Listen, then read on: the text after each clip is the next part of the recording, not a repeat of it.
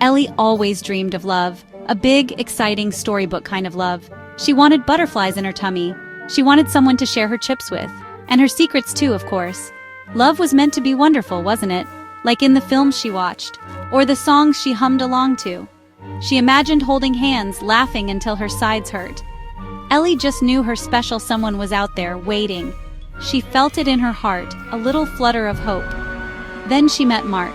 He was older and oh so charming. He had a flashy car, a big smile. He bought her pretty things, expensive dinners. Ellie felt like a princess in a fairy tale.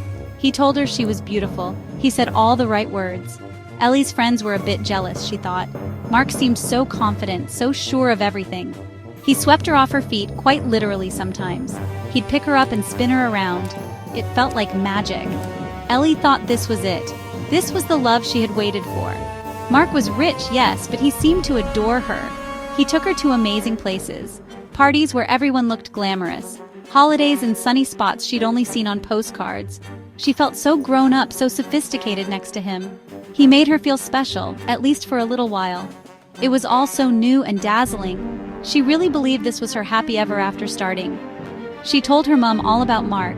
Her mom had smiled, but her eyes looked a bit worried. Ellie didn't understand why back then. She was too busy being happy, too busy being swept away by it all. Mark made big promises about their future. He talked about houses and holidays and forever. Ellie listened, her heart full. She ignored any tiny doubts that tried to whisper in her ear. This was perfect, she told herself. Absolutely perfect. After a few months, things started to change. The sparkle began to fade a little. Mark wasn't always so charming anymore. Sometimes he was snappy, impatient. He'd sigh if Ellie talked too much about her day, or if she wanted to see her old friends. He'd say they were boring or not good enough for her. His smile didn't always reach his eyes. It was like a mask he sometimes forgot to wear. Ellie started to feel a knot in her stomach more often. He started to criticize her. Little things at first. Her clothes, her laugh, the way she ate.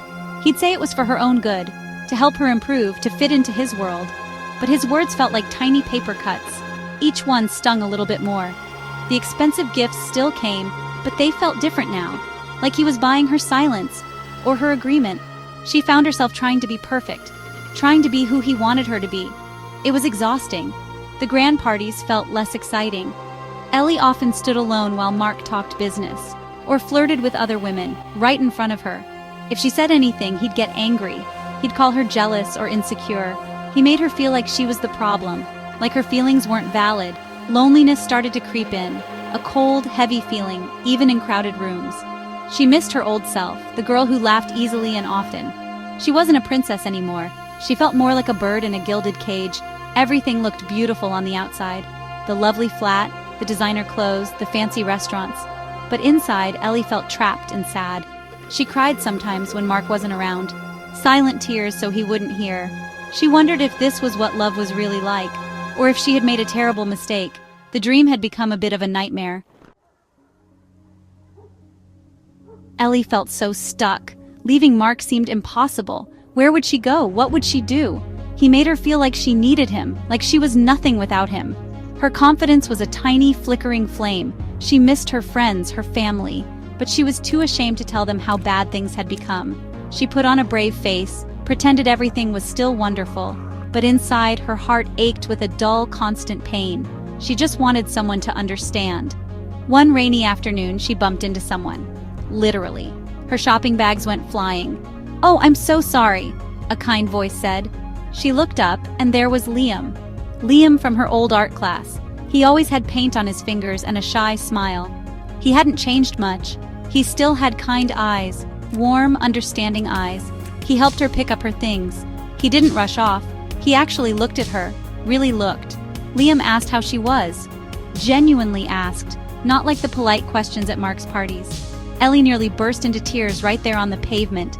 She managed a wobbly smile instead. But Liam saw something. He saw the sadness she tried to hide. He remembered the bright, bubbly Ellie from school. He didn't push, but he said, "If you ever want to talk, Ellie, I'm around." He gave her his number. Just a simple, kind gesture, but it meant the world. A few days later, Ellie called him. She was so nervous. But Liam was easy to talk to. He just listened. He didn't judge her. He didn't tell her what to do. He just let her pour out all her unhappiness, all the hurt and confusion. He reminded her of her strengths, her kindness, her creativity, her spirit. He told her she deserved to be happy, really happy, not just pretend happy. His words were like a gentle hug for her bruised heart. Liam became her lifeline. They met for coffee, for walks in the park. He made her laugh again, real, honest laughter. He didn't want anything from her. He just wanted her to be okay. He helped her see Mark for who he truly was, selfish, controlling, and unkind. He helped her understand that the way Mark treated her wasn't love, it was possession. Liam gently encouraged her to think about her future, a future where she was free and valued. With Liam's quiet support, Ellie started to find her courage. It was a tiny spark at first, but it grew stronger every day. She realized she wasn't trapped. She had choices. She deserved better. One evening, Mark started an argument about something small, something silly. But this time, Ellie didn't shrink. She stood tall. She told him she was leaving. His surprise was almost funny. He didn't think she had it in her, but she did. Leaving wasn't easy. There were tears, and Mark tried to manipulate her, but Ellie held firm. Liam was there for her, a steady presence. She moved into a small flat of her own. It wasn't fancy, but it was hers. It felt safe. It felt peaceful. She started painting again, something Mark had always sneered at. She reconnected with her old friends. They were so happy to have her back, the real her. Ellie felt a lightness she hadn't felt in years, like a heavy weight had been lifted from her shoulders. She was free. She was happy, genuinely, truly happy. She and Liam were spending more time together. It wasn't a whirlwind romance like with Mark. It was gentle and kind and real. Ellie looked towards the future with a hopeful heart. She knew there would be challenges, but now she knew her own worth, and that made all the difference. Today, June 6th, 2025, felt like the first day of a brand new, brilliant life.